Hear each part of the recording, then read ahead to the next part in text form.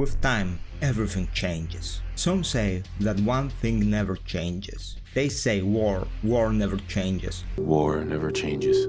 Others, however, are here saying the war has changed. War has changed. Wars indeed do change, however, what they bring does not. Destruction, death, countless tragedies, this does not change. The way those are brought does. In Starsector, three phases of war face one another: the past, the low-tech, the present, the midline, and the future, the high-tech. Hello, I'm the Steel Merchant, and today I will go through the descriptions of all midline ships, so you don't have to read them. Sit down and listen to my struggles as I read those excellent descriptions of midline ships. I will begin with the frigates and go up from there to the destroyers and the cruisers, and ending at the capitals. So let's begin with the frigates. Brawler, typically deployed to beef up system police forces and port authority security. The Brawler class frigate is a robust design which trades mobility for impressive firepower, armor,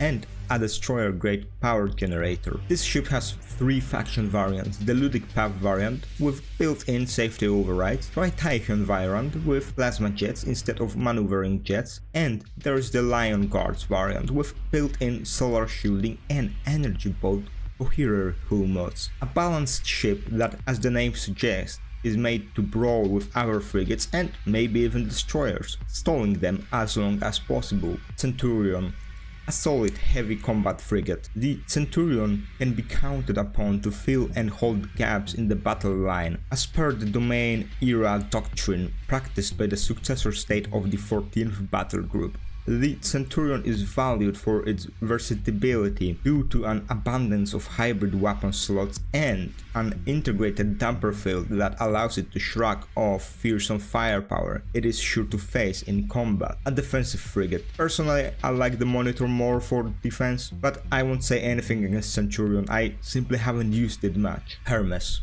The Hermes is a small, dependable cargo hauler, often converted for transport duty among poor frontier worlds. Its crew and passenger facilities are surely to be described as robust, but manages to get the job done with remarkable consistency despite the primitive maintenance facilities it frequents. Factory spec: the Hermes is armed only for active collision avoidance, but its turret system is often upgraded to achieve nearly full, albeit light point defense coverage that can destroy the stray missile while escaping from active combat zones. This firepower is meager compared to dedicated combat ships, so only a mad or truly desperate captain would employ the Hermes in frontline combat. What can I say? I forgot this ship exists. Kite. A familiar ship to planetary civilians, the Kite class Aero shuttle is the day-to-day reminder of Fabric Orbite's reputation for quality aeronautical engineering, a valuable specialty even in the age of space travel. This compact space aircraft is streamlined for efficient atmospheric flight and boasts a grid for cleverly distributed short-burst maneuvering thrusters coordinated by a Delta-level AI subsystem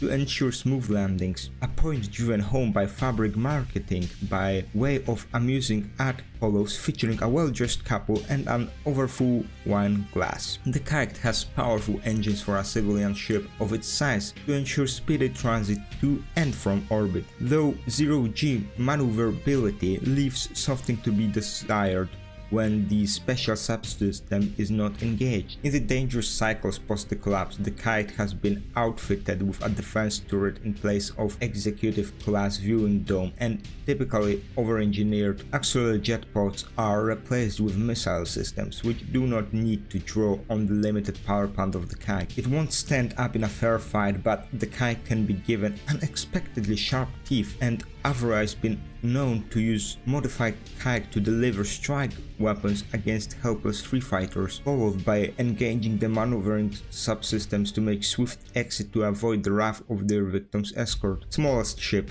Not much use for it, still people are crazy. I'm sure someone in the future will solo the ziggurat with it. I know some crazy guys will make it possible in the future. Yeah, like I think that's just inevitable. It may take 10 years, but yeah, somebody will do it in the future. Monitor, an oddity among ships. The monitor is a result of line of thought that sometimes the best defense is indeed the best defense. It features turret mounts angled to provide wide interception arcs and a unique flux shunt modification to its integrated power system, specially constructed to relieve flux generated by shields. Indeed, the monitor makes up for lack of maneuverability and concentrated firepower with the ability to withstand prolonged bombardment from enemy ordnance unseen in hummus of similar tonnage. Though its experimental nature is perhaps a sign of the innovation that eras of turmoil seem to inspire, whatever the monitor radical defense focus is a boon or pitfall remains an issue of some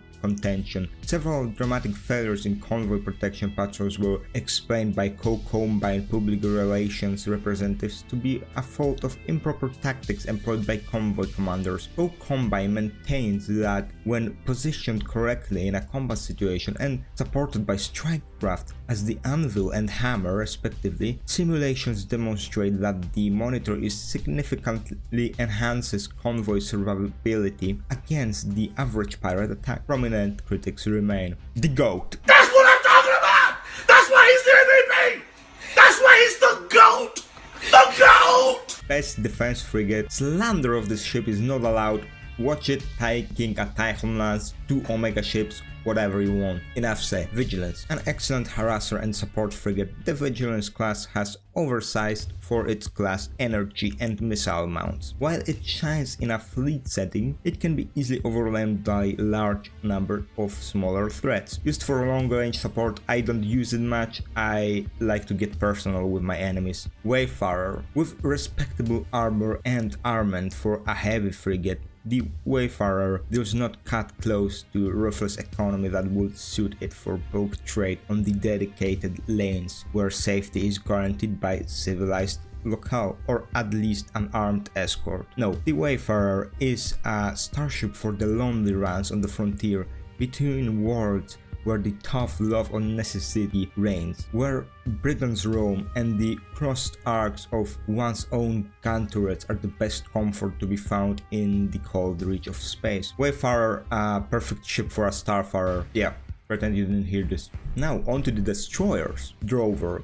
The Drover design was ordered by a new cruiser school-dominated Domain Naval Procurement Committee to provide a strategically versatile, though tactically limited, fighter platform with a low logistical overhead. The contract was won by Orion Shipyards, a traditional armada shipbuilder, in an effort to recover lost market share from the newer naval producers. The result was the flying landing strip design, maligned by domain officers as a command more fitting for a logistics bureaucrat than a fighting ship captain. Complaints in the lower ranks were used by elements in the Navy who followed the old capital school to send the Drover back to the committee, citing insufficient firepower for the ship weight class to meet standard guidelines, which were not written to account for strike potential of new classes of fighters. Set up to take the fall for a massive overspend, the committee simply ordered an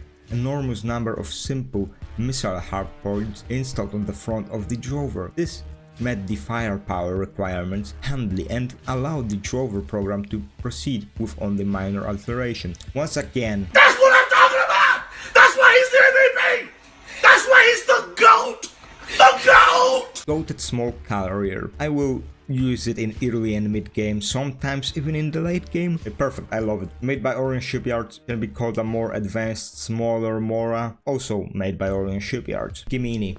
A common free fighter, found in convoys or alone, used to haul all manners of goods across the sector, has a small flight deck. The design of Gemini class freighter is a highly modular, enabling the ship to serve in a variety of roles in and out of combat. The entire cargo container is designed around a quick release mechanism which enables the main hull of the ship to quickly hyperspace in, detach its full cargo section and swap it for another Gemini type container in the span of minutes. In addition, multiple medium weapon mounts make the Gemini a viable long-range fire support platform. The flight deck is tiny and was probably envisioned for mining drone repair on hazardous mining operations, Modern use in the sector extends flight deck facilities to all fighter types. While impressive in a blueprint, the lack of empty, compatible Gemini-type containers in the sectors makes the actual usefulness of the quick-release mechanism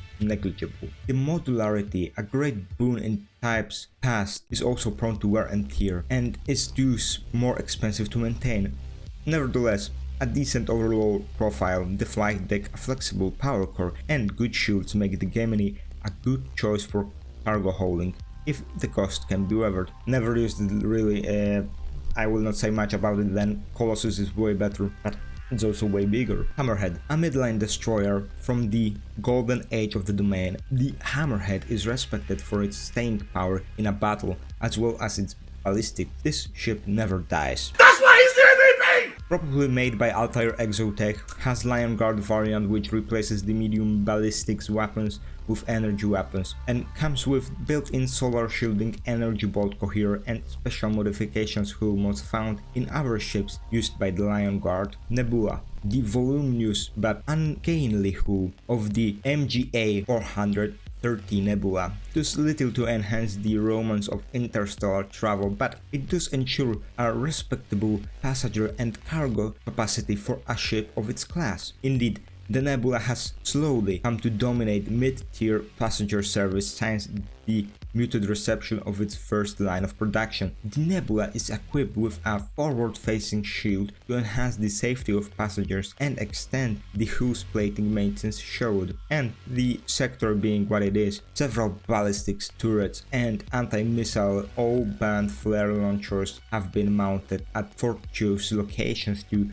assure paying passengers that their well-being is top priority of the operator. A useful ship for transport of the crew, can't say anything more about it. Salvage rig, a must-have if you do salvage. Originally designed to assist in assembling large ships and orbital installations, the salvage rig, gantry and manipulators are used to assist in recovering derelict hulls and scavenging useful material from wreckage and debris fields. This rig itself has no cargo or fuel capacity and requires ample supply to maintain, increases non-combat salvage gained, with more difficult operations being able to make use of more rigs. A most useful ship for salvage. It is unknown how old it is. I feel this hull is an ancient one. Something akin to 1911 pistol, you know, it's perfect, so why change it? Thunder, a technologically advanced yet fragile destroyer, probably designed during the expansion epoch, has a powerful shield emitters and energy weapons for its class, vulnerable to strike craft, a useful ship, a perfect destroyer in my opinion, well balanced for defense and attack with its good shield and large weapon slot. Energy sibling of the Hammerhead, I would say. Valkyria. The Valkyria ship, a standard destroyer-sized troop transport with enough room to carry 2 companies of marines. Tactically, it is weak for its size, only able to defend itself at short ranges from missiles and fighters. As an atmosphere-capable ship, the Valkyria is now often used to deploy heavy infantry support for tech raids on decivilized worlds. The ability to deliver large amounts of troops directly to ground targets prompted the hegemony bureaucrats to design the hull as restricted for sale to the third parties. Naturally, news of the restriction made it to the general public cycles before it came into the effect, launching ill-fated speculation in the future prices of this class. Thus, overproduction and the hull limited options made the speculators' activities bets largely moot. The only net result is that now, due to oversupply, it is just as easy to obtain a Valkyrie ship as before the news of hegemony ban ever became public. A must-have for raids and invasions if you played a modded game. Now, thank you for watching this video. In the next video I will go through cruisers and the capitals. Then I will put those both videos into one longer video, like I did with the low-tech. Thank you for watching and goodbye. But remember, the monitors is absolutely The GOAT! The GOAT!